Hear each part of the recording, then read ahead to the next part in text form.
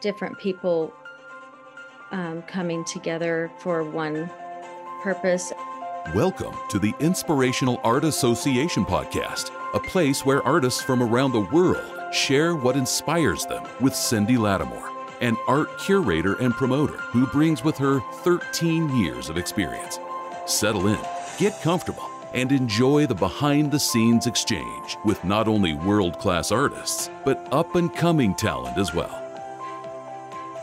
Okay, welcome to this episode of Inspirational Art Association podcast. Today we are interviewing Emma Taylor. Welcome, Emma. Hi, thanks. This is your first time to the exhibit in the show this year, and we're excited to have you. Your artwork is more along the lines of figurative art. What embraced you to further investigate this type of art over the other types? Yeah, that's a good question. So ever since I was little, I loved drawing people. I can remember drawing people in high school. I drew a lot of people in my art classes. I took AP art and things like that. And I was just always drawn to people. And I attended BYU and I studied there for art. And I really wanted to continue doing people. And I had this experience with the professor where he told me I shouldn't be drawing people or painting people. And I actually was really heartbroken because I just loved doing people. I think I'm not sure why I'm drawn to people. I think it's because of the complexity that we are as humans and the interactions that we have with each other and with this world that we live in. And anyway, that really was hard for me. That professor, I think I was young, I was 19, and I think I'm not sure what his intent was, but it did actually set me on a path where I wasn't doing figurative art for a good number of years. And I was actually just exploring more modern art and just playing with design and composition and trying to figure out what made a good composition, a good piece, how you could use color and value and texture and other things to create something that is pleasing to look at and to for other people to want to, look at and say, oh, that's beautiful, right?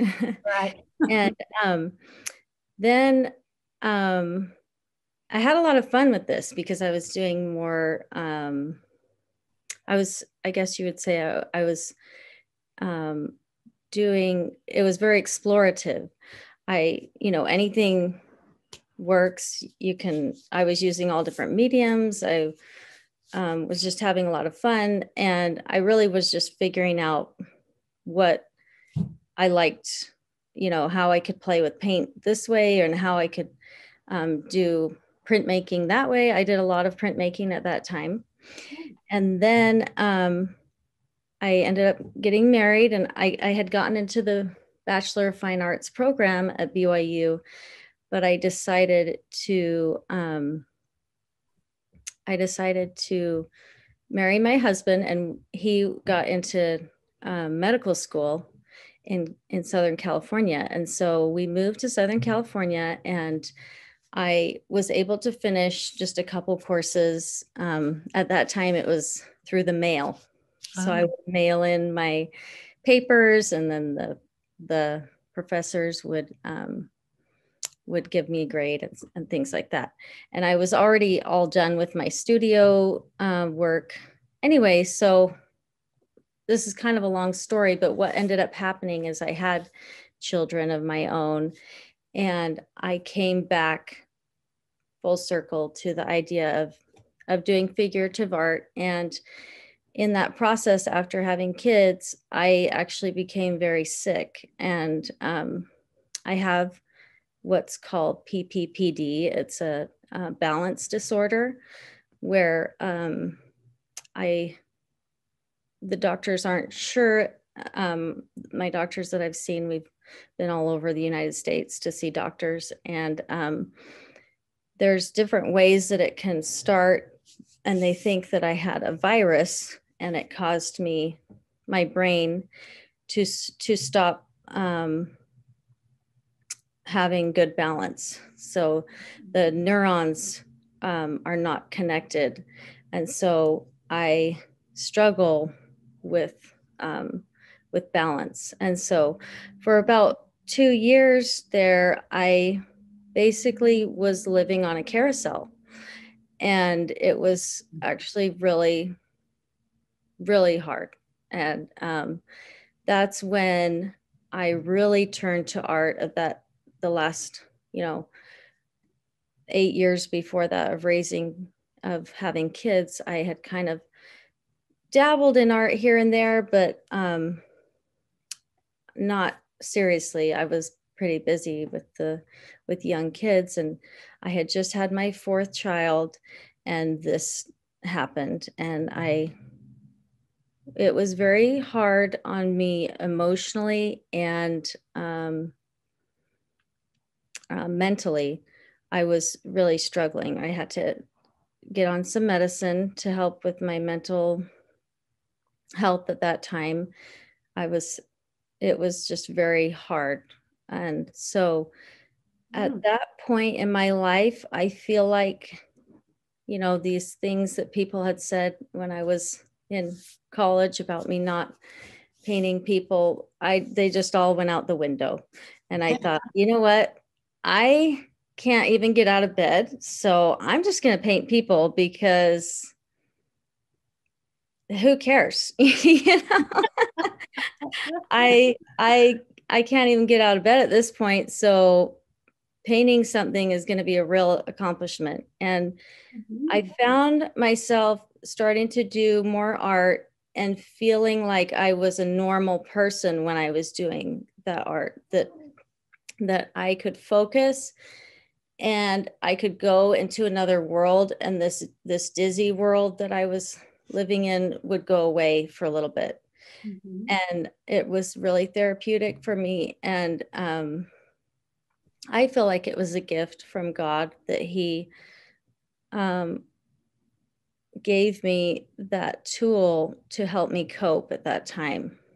And so I started doing more art, and it was very freeing in that all these things that I had said to myself, or thoughts that I had had, that like, oh, you're not an artist because of A, B, and C, it was all gone, because I was like, well, I'm not in bed right now, so this is great.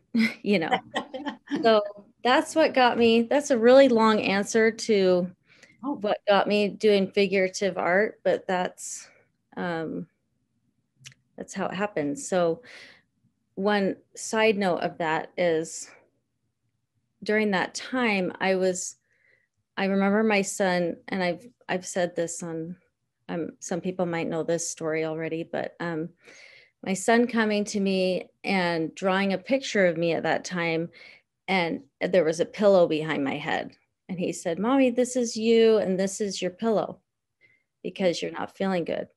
And I remember just crying, thinking, well, that's all my son's going to remember is his mom laying in bed. And I really missed those little moments that we have in life. Going outside and running around with our kids, or going for a walk, or, those little things that I missed, but then also those little moments that I still had. Like, I could read a book to my child, or I could watch them and, see snow for the first time, or ride their bike, and how, we just learn a lot from children, I think, and how they just love this world and are so explorative as to what is going on around them. And it just gave me this total new perspective on life and how those little things were everything. So I do tend to paint a lot of figures in those little moments and just trying to portray our relationships with each other and with our surroundings. No, most definitely. And this piece that we're teacher in Christ. No, together in Christ, excuse me. Can't read my own writing. It was that your first time you've submitted a piece of artwork into a competition before? Isn't that the one that I think it's at the Church Museum of Art? Yeah, it's at the Church History Museum of Art right now. I was in the previous show, what was it, 3 years before. And that previous show was the first time that I was accepted into the international church competition. Mm-hmm. But before that, I had submitted several times, and I hadn't gotten in. And I look back and think, as artists, we just have to deal with rejection. And maybe actually I should say, as people, we have to deal with rejection, right? It's a part of life. But I think me not getting in has also helped me to have a greater desire to develop my skills and to work even harder. So I would say, at the time I was disappointed that I hadn't gotten in before, but I'm actually grateful now in that I think it did help me to work harder and think, okay, I've got to learn some things here. Mm-hmm. Well, and that's just like, it was surprising to me is I have had artists. In fact, I had one this year and I've had one several years ago that they submit their artwork and then they pull it out because they're afraid of not getting in. And even though I hadn't even had a chance to look at it yet, but I was just kind of surprised that some of them, I thought they were pretty good. There probably was an excellent chance of them being able to get in, but some just can't handle that rejection. They just, it is, yeah, you have to be very vulnerable and put yourself out there, and believe in what you're creating and presenting. mm-hmm. So, yeah. That's an extension of you. So, it's can't help make it personal. Exactly. Yeah. Yeah. Yeah. Well, I'm glad you're going to be in the art show this year. Have you ever been to this particular art show before you applied?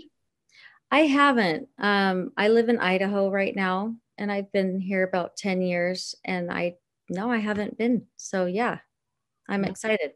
Yeah. It's a fun one to be involved in. It's not the easiest one to get into, as probably some of the reputation sees itself, because I can't have a whole bunch in.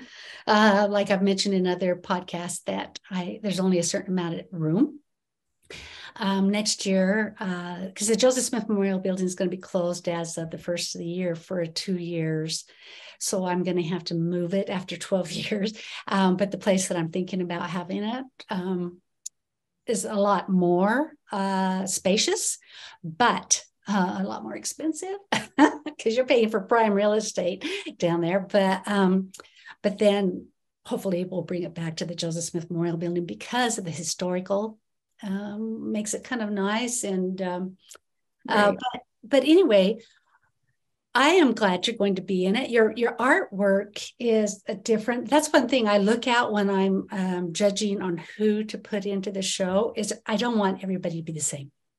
You want variety, and plus, I think your story. What's interesting is because some of the interviews that I've done with some of the newer artists that I haven't known before, they have suffered from depression or the loss of a child or something to that effect that has brought out this talent. And I think we all face that. Sometimes we may go through a trial, and on the other side, we're given that talent, that blessing, not only for ourselves, but for others. Because that's one of the things about this show, is because you will be able to bless others as they come through and they hear your story behind some of the paintings that you're going to be exhibiting. Yeah. So, with that, is there any questions you have about the show that that you didn't learn at the mandatory meeting? I tried to go through every single detail, but I don't think so. I did want to tell you a little bit about Together in Christ, that yeah. painting.